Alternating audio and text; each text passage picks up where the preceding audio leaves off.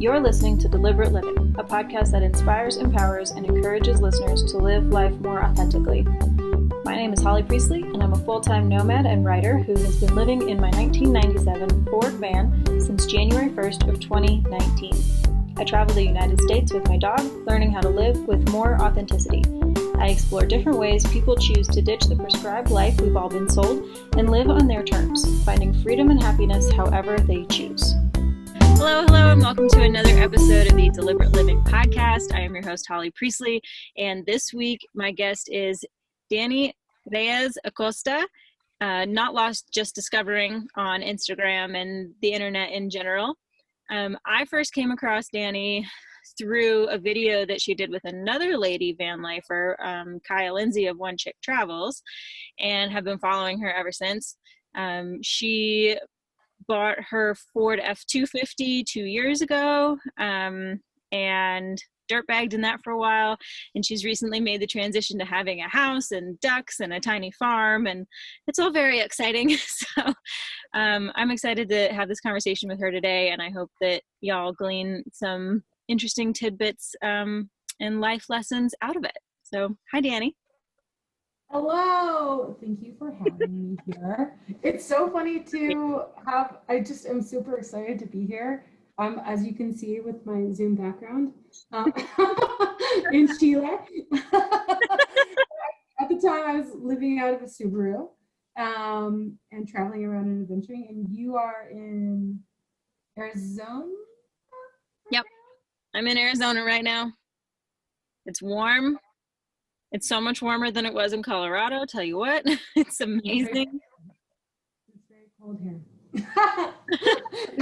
So I'm, yes, hello, I'm Dani Reyes Acosta. My pronouns are she, her, hers.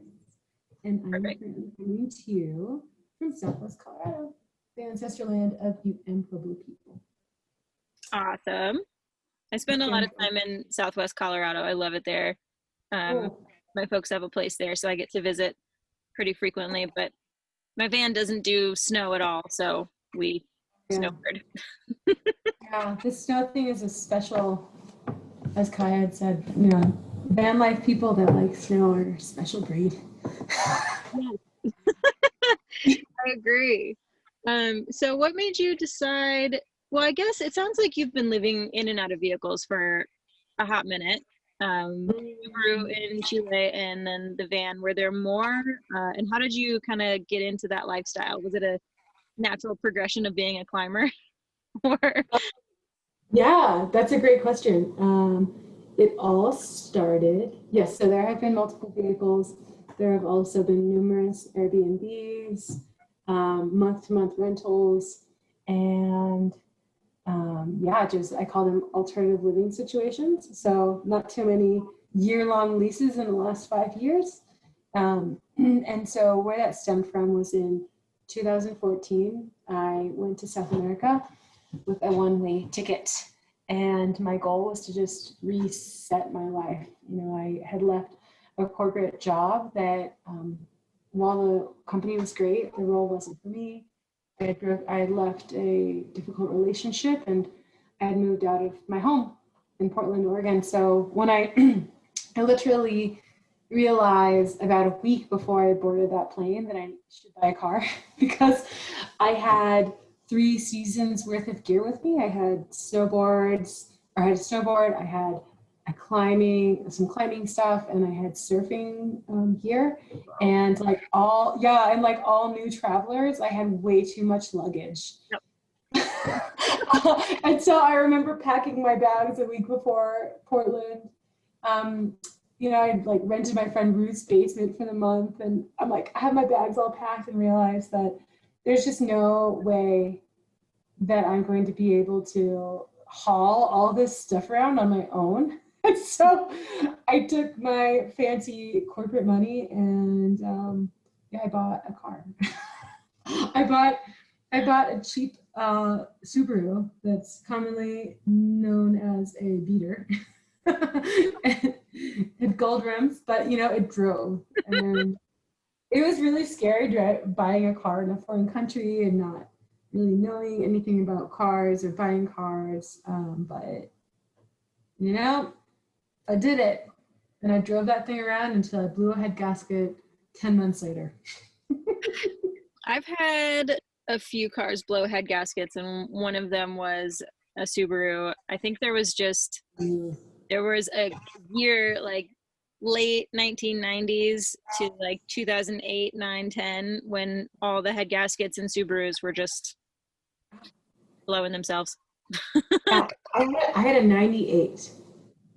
Yeah. 98. Also, full disclosure, I didn't know things like you have to put oil in your car. I just didn't know that. I was a little bit clueless. Hard way. Well, I mean, I was like the quintessential city girl, you know, or not. I shouldn't say quintessential city girl, but you know, I grew up pretty sheltered in Southern California and stayed basically in Southern California, aside from 1 year abroad in Spain in college, until I moved to Oregon. And so in Oregon, I was living in Portland, which is obviously a city. Mm-hmm. And when I went down to South America, just did everything differently. Yeah, I mean, I didn't ever have anyone to teach me about like car stuff, and yeah, learned it on my own. So what was it about living in that Subaru in South America that made you go from, I don't know what the hell I'm doing, I don't know anything about cars, I'm moving to a completely new part of the country, part of the world, really, and this is all gonna be fine, I'm gonna figure it out? Like, what gave you the ovaries to do that? Yeah, I mean, there were definitely, between the lines, like there were lots of there were a few panic attacks.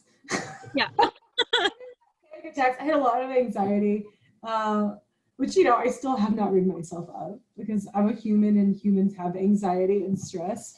But I swapped out, I was like living this kind of life where I was like, wow, everything is like not exactly as I thought it should be, even though it's like following this template that seemed to be very, the standard template of get a job and make some money and do right by your parents. But then it all just I was very unfulfilled and pretty unhappy. And so even though I was, in this other country doing all these things that scared me, like driving everywhere on my own, because I was alone for 5 months, and I didn't actually sleep in the car. I didn't really know about that. Like, I would set up a tent a lot, or I'd stay in a hostel, My whole idea was to go and do all sorts of adventures. So the first couple of months, the first month, I stayed at this really beautiful hostel in Santiago, Chile, and figured out like my travel program.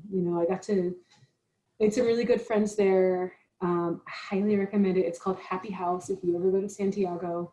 And and just my friends there, and Nico and Daniela, like helped me dial in a program of like because I really wanted to become a backcountry snowboarder, and I quite liked mountains, as you can see. Yeah. And so they helped me dial in some objectives that would be, because we were moving into spring, that would be, like reasonably safe for a person to walk up. And a lot of the mountains in like the central and southern part of central Chile, like in northern Patagonia, are volcanoes. Which, have you ever been to the Northwest, like the PNW? Yes. Yeah. So the volcanoes are like big cones. Yep.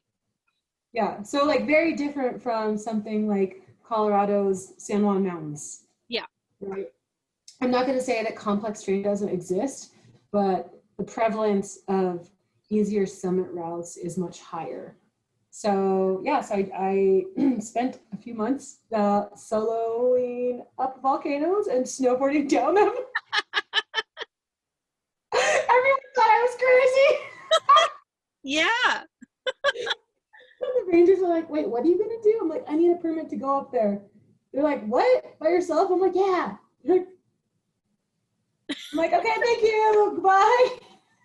You just had that like youthful exuberance and just I'm gonna do it. I know so many of the things that I've done or that I've learned were when I was like too naive to know better. Oh yeah. When people look at you like, you're gonna do what now? Like, I'm just gonna go do this crazy thing, but I don't think it's crazy because I don't know better. I don't know any better to think it's crazy. Yeah, it's interesting. So I'm writing a series on women in the backcountry, like specifically in backcountry skiing, and for Outdoor Pro Link. And the second article we just published last month is about avalanche education. And so, of course, like people of any gender can read this, but I wanted it to be like from a woman's perspective, like for women, because I found a lot of content. It's just like maybe I don't want it to be patronizing, and I would like to get a full picture of things so I can make my own decisions. So anyway, so I talked about progression of competence. And so what you're referring to, that naivete, but just like excitement, is definitely what I was a part of.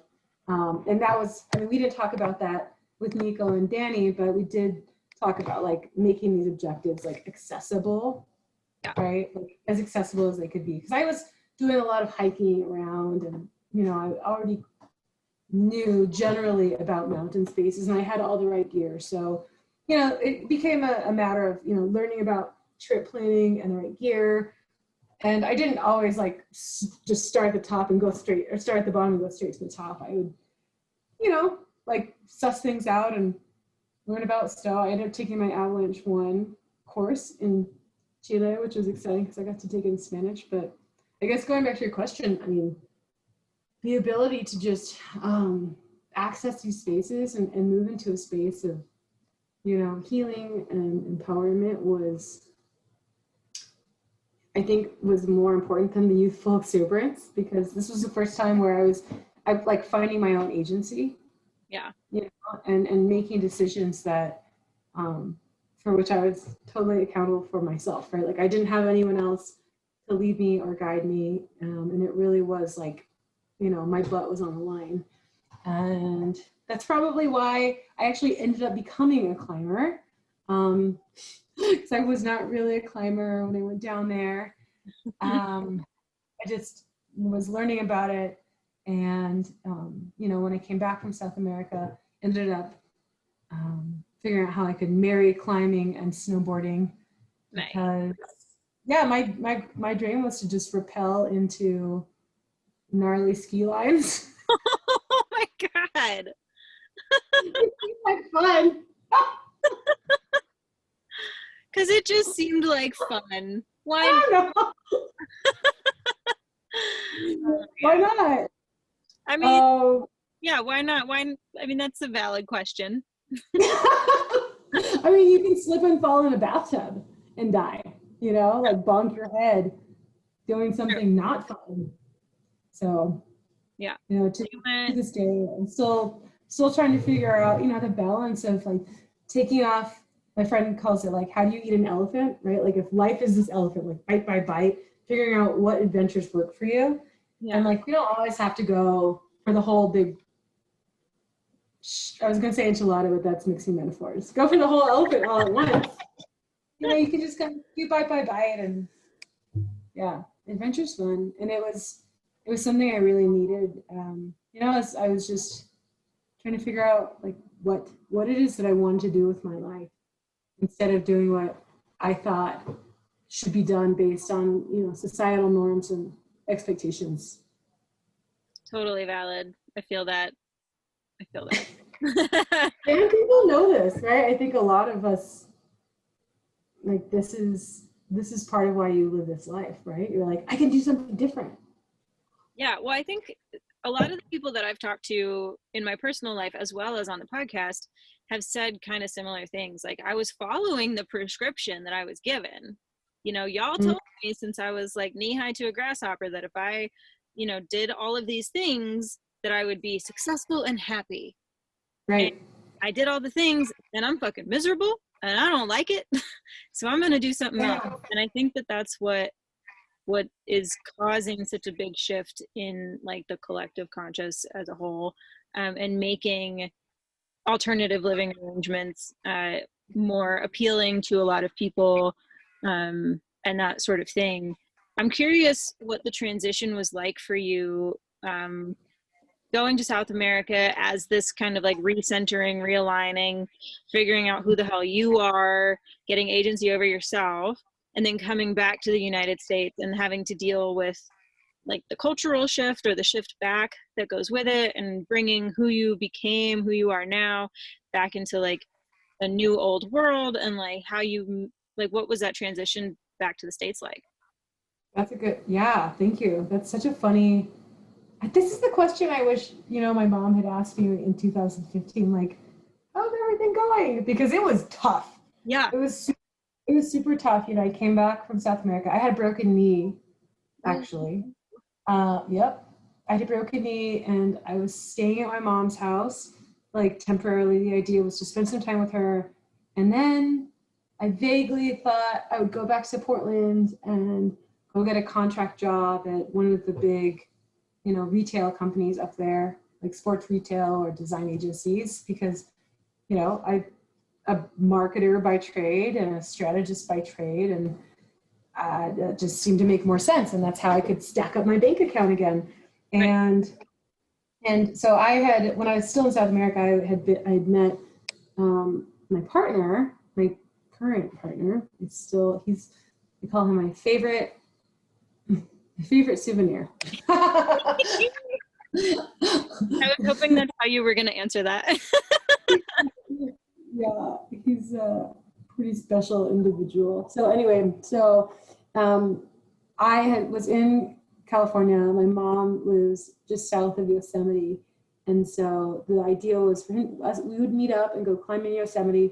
And then I was going to go hop on a plane and go back to Oregon.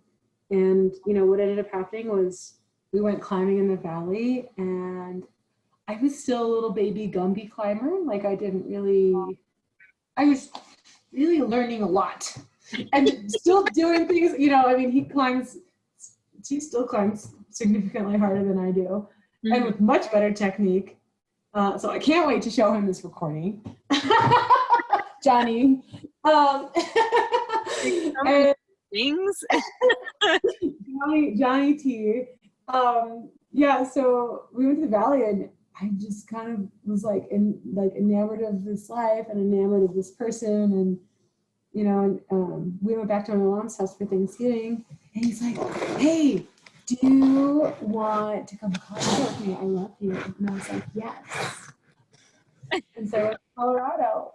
And he just got home from the dentist. Well, that's very grown up.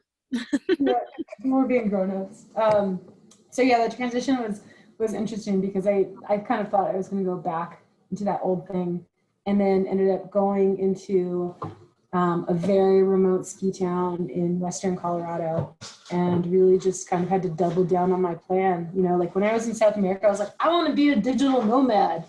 Yeah. And this is 2015, before COVID and before everyone decided it was cool to work from home. And so even though I'd been working from home before, I just doubled down on that and really started to make a career out of it. And I had the special privilege of living in the house that he owned. So it made my life a lot easier. But yeah, I just built the career from scratch. I think that sounds awesome. We've talked a lot so far about your experiences, and the majority of them seem really, really positive. Even like breaking your knee sounds like it had a pretty positive outcome to it, because you got to come back and see your mom and then move in with your man. What were some of the cons of deciding to make this huge shift in your life? Oh, I was in poverty quite a bit. Yeah. I mean, there were times like in 2015 where I guess also 17, 18 as well, where, I'd pick up a big contract and do some really cool work, but I was still kind of chained to my desk or my computer, as it were. And so I shouldn't say chained, that's not a nice way to say it.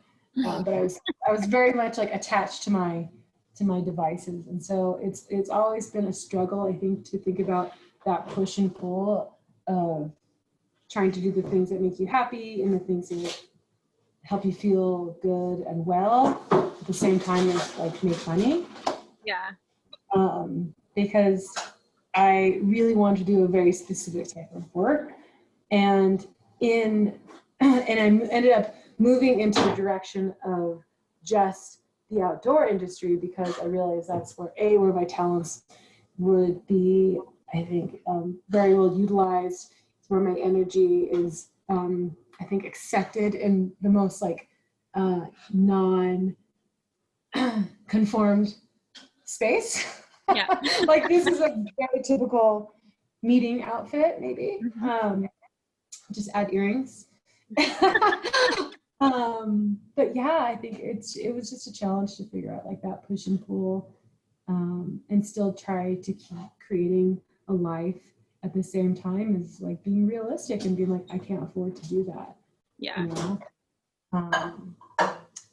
And kind of, you know, one of the things I've gone through frequently is, you know, should I just throw in the towel, right? Like, should I go and get a corporate job? And like, I even said this to Johnny last year. I was like, hey, this is what I'm doing with my work. You know, I'm a brand consultant. I'm an educator. I do workshops. I do public speaking. I'm a professional athlete and I'm a writer. Like, this is what I do. And this is my mission. This is my goal. And if I don't do it in a year, then I will go get a job. Yeah. And like not by a job, I mean like a full-time work for someone else's job.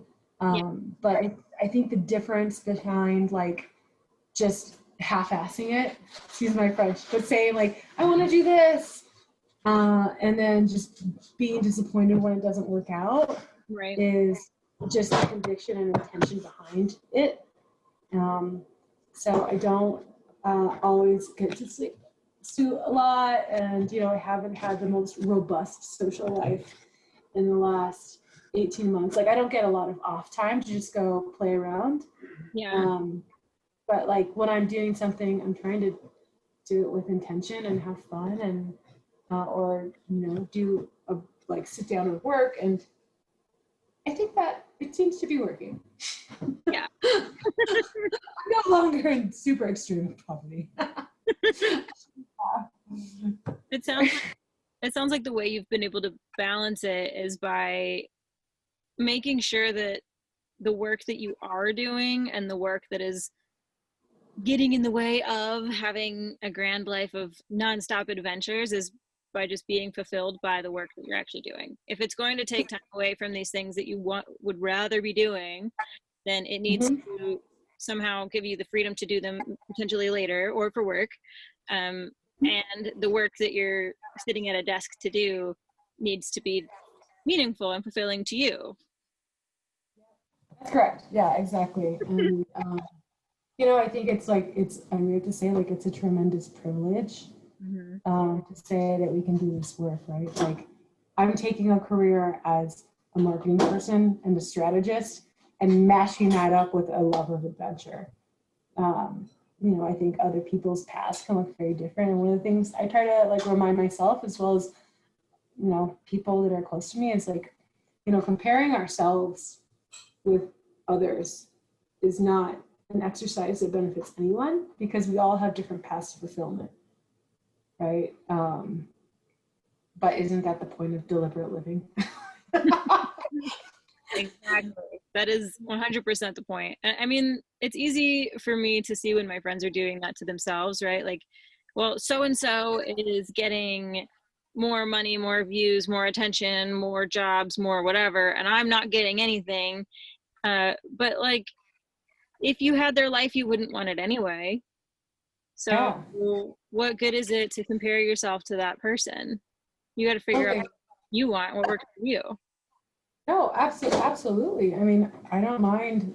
Was it 2 weeks ago that I woke up at 3 a.m. to finish writing an article so that I could go climbing with my friends at 7? You know? And honestly, like, this has been the story like the last couple of winters too, right? Because I want to be able to ski or climb or whatever. And I have these like crazy hours where I have to get this deadline done, right? Or have an opportunity to work with a client. So I have to make it work, because like I like being creative. I like being able to share stories, and I still like doing these other things. But it takes a lot of work. Like, no one's giving it to you. Yeah. I think that's a really important thing to note, is that, you know, it might look effortless and, you know, full of exuberance and joy and enthusiasm, but also what you share online is very deliberately curated, and you're not going to share the bad stuff probably. And, you know, everyone's going to have to work hard somehow to get the things that they want to get, to have the lifestyle that they want to have. If you want to have this job career that you're making for yourself and be able to go climbing with your friends, you got to figure out how to make that work, man. Yeah, and you got to get up really early or stay up really late. Either one, you know. And occasionally I do post some of that stuff, but it's just, you know, every once in a while. But it's also like a very, you know, interesting, like, Western idea to be showing off this culture of working too hard. Like, Yeah. I don't want that for myself. Like, I told my mother this morning, like, I know right now that I'm working maybe a little bit excessively. But that's, I think that, you know, there's a very specific goal within reach, or several goals actually. And I'm just going to keep working until I get them. And then we set new goals, you know, but like continuously, like, there is no finish line, right? So like we have to keep moving out, but just realizing, I think, along the way that sometimes, like, just checking in with yourself and being like, am I driving myself crazy? You know? Yeah. I think that's important, to continually set new goals, make sure they're accessible, like your backcountry goals from Chile. And then it's like, I'll just walk the little one. reassess as you go on, and if you need to change them, you need to change them. What else? It happens.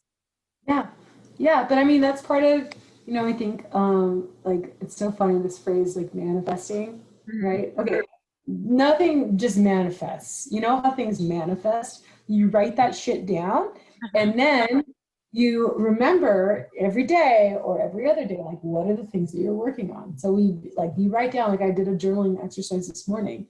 Where am I going to be in 30 days? Where am I going to be in 6 months? Where am I going to be in a year? Oh, I love that.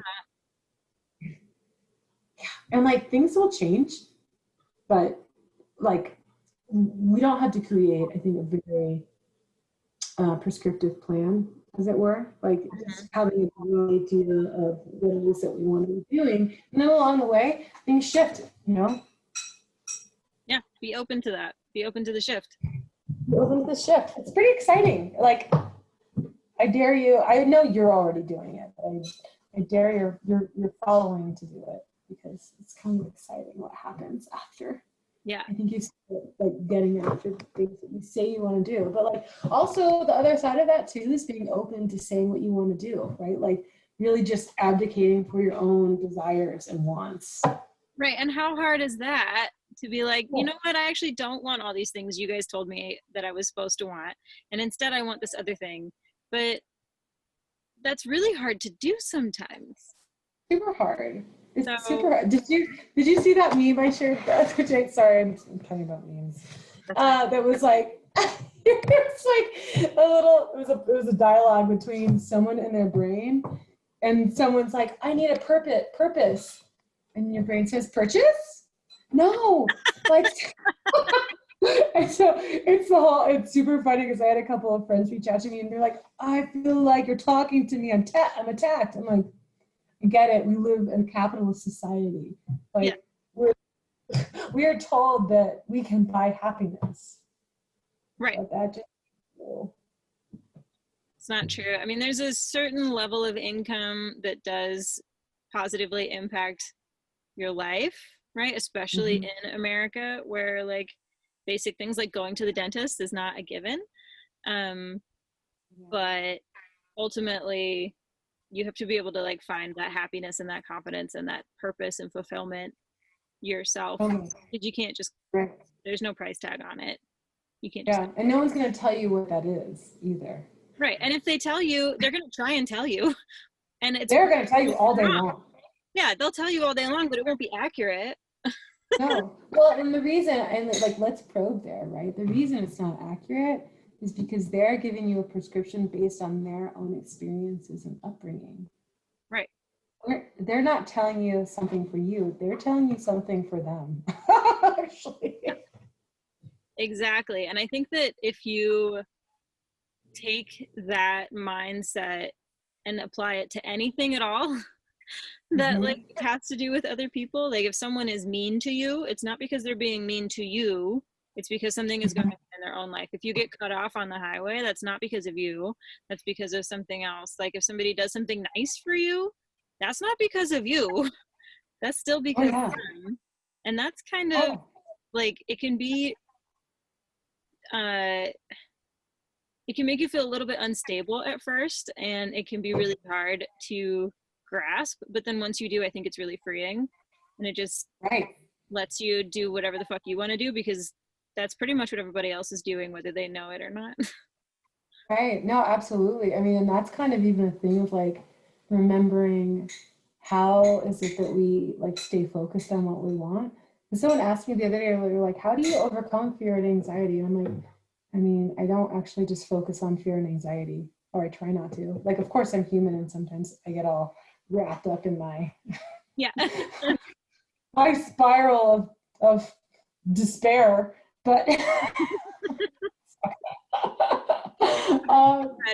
yeah, I mean, I'm just like, I don't know, I'm on this kick where it's like, let's just talk about mental health because it's real.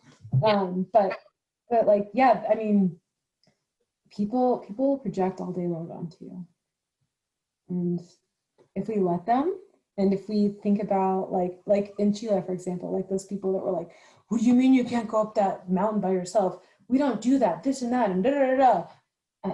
Actually, like, that's what you don't want me to do. Right. But I know I know that I am fit, I am prepared, I have a plan, I know myself well enough to say like, ooh, I don't want to go up there, and I'll turn around and like, bye Felicia. Thank you. Yep.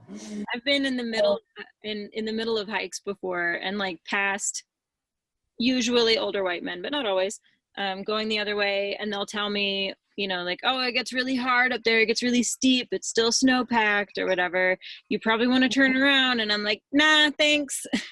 You know. And like I'll get up and it will be really steep and it will be really hard and it still will be snow packed, and I'll still be glad that I went and finished the route that I wanted to do. I'm fully capable of doing it. Thank you. No. Yeah, I know. I don't need you to tell me about the trail. Unless I ask you. Right. If I'm concerned, if I'm like halfway up the trail and I'm like, this isn't what I thought it was, this isn't matching my research, the conditions are worse than I thought they would be, I'll ask someone coming down, like, so that I don't get myself in a situation. But then that's me asking for myself, not you assuming my abilities. And that's, I mean, that's the crux of the thing, is just, I think, allowing others to assume for us, or us assuming. I mean, maybe that's like the outcome of this whole conversation. It's like, are we allowing ourselves to assume like who we should be based on others' assumptions, or do we want to find out ourselves? Yeah. I mean, like, caution, once you start walking down this path, thou cannot turn back. No, but it's a really difficult path to walk, even if you can't turn back.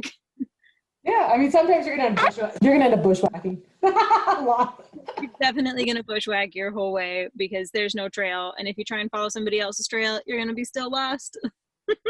Yeah, but that's why I'm not gonna say it, because it would be too cliche. Say it. That's why you're discovering.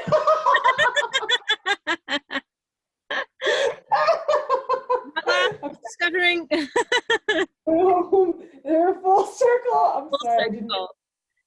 Dani, what advice would you give to somebody who is at the beginning of their bushwhacking journey?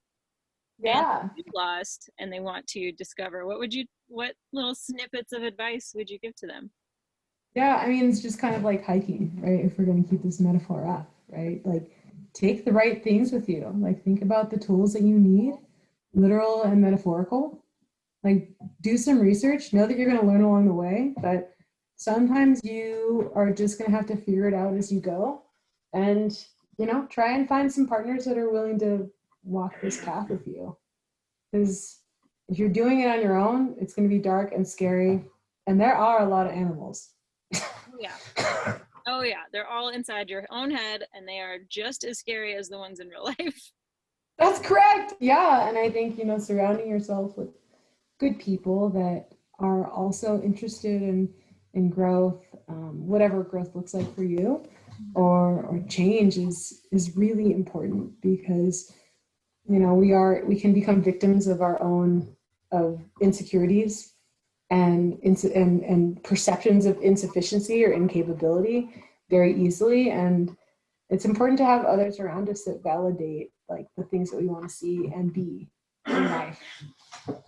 So yeah, find people and take the right tools. And even if you can't get a map, you'll figure it out. Love it. I think that's fantastic. Dani, if people wanted to come find you on the internet, I know we've said it and joked about it already, but how would they come find you on the interwebs and read more of what you have to say? Oh, thanks for asking. Yes, so I'm on Instagram at not lost, just discovering. You can also go to my website, DaniReyesAcosta.com with no hyphen. And from there you can see all of the things I've written, the different projects I'm working on, and learn about me as artist, advocate, storyteller, and strategist. And yeah, just stay tuned, because we're about to start, I think, a very interesting ski season. And I think we're going to have some exciting ski films to share coming up soon. So stay tuned. Sweet. And I'll link to all those in the description as well. And I will be sharing those potentially exciting ski videos that might be coming out at some point. As they may come out or not. We'll see. They're coming out. Just a sneak peek, or we're keeping it hush hush. All right, it's hush hush. It's gonna be good stuff. Well, thank you so much for your time. Is there anything else I can help you out with today or answer for you? I don't think so. I want to make sure you get to your next meeting on time, but I really appreciate you being a part of this. And well, stay warm. I will. Stay warm. Stay in touch, and we'll chat soon. All right. You have a good day. You too. Bye. Bye. Thank you all for tuning in for this episode of Deliberate Living. I hope you found some nuggets of wisdom in it and are preparing to start, if not already, on your own path to self-discovery and figuring out what an authentic, deliberate, alternative lifestyle looks like for you. If you got value out of this podcast, please feel free to share it with somebody else who you think might find value in it as well. Leave us some kind of positive review wherever it is that you consume, whether that's 5 stars or a thumbs up or whatever it is. That really helps the show get seen by the people who need this information. If you want to help offset some of the costs that go into making the podcast, I have links for Venmo and PayPal in the description as well. And I hope you guys tune in next week for another excellent episode. We are coming up on a year here in just a couple of weeks. This is episode 41, I believe. And I am really excited about hitting that episode 52 mark coming up soon. So if you have any fun things you want me to talk about in the 52nd episode, the 1-year anniversary, let's start germinating those ideas now. But again, Holly Priestley, host of Deliberate Living, thank you for tuning in, and we'll see you next week. Bye! We've reached the end of this episode of Deliberate Living.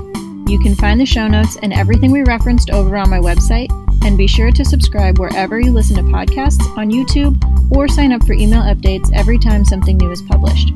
I'll see you next time on Deliberate Living, and until then, keep your life on the DL too.